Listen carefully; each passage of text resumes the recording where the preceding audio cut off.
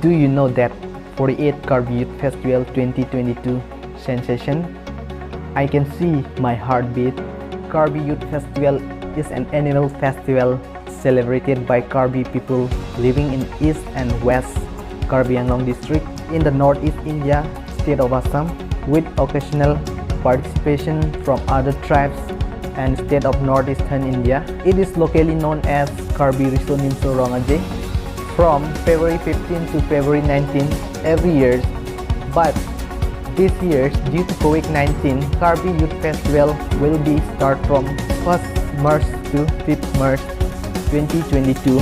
The sleepy village of Taralangso, situated in Diphu town in the state of Assam, more than 500 acres of mischief land area, 5,000 ethnic artists, 800 plus stall and exhibition.